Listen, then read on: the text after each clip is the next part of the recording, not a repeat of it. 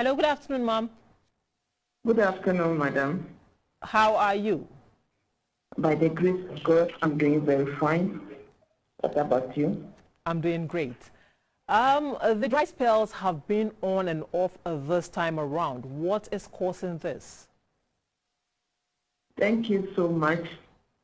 We know the season over here in Ghana. We have the dry season and then the wet season. The wet means the rainfall season, and then the dry means the harmattan.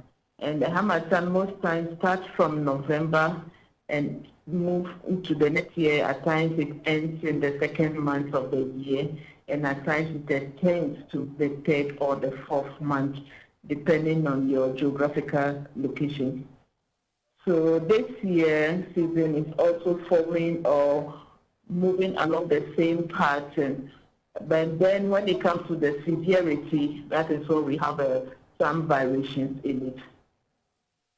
So how different is this year's harmattan from what we have experienced previously?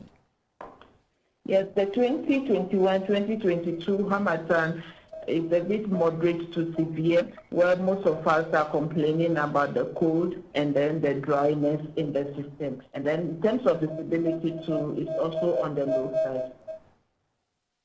We are told that visibility range will drop from 500 to 5,000. For the layman, if you say humidity will drop, what does it mean and what should we expect? Yes, around the harmattan season, we have the dust particles that are in suspension in the air. So it normally reduces visibility or how far you can see, mostly during the day and then the night time.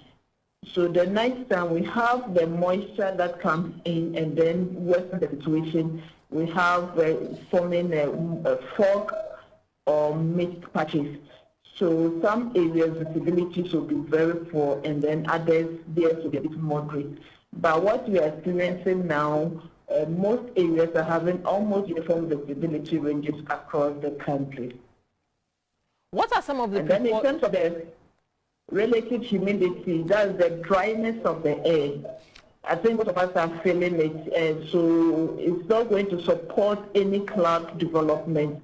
So it's going to be a bit dry, and then it's not suitable for us to be playing around with open fires. So what are some of the precautions to consider given that the poor visibility, and also how to stay healthy?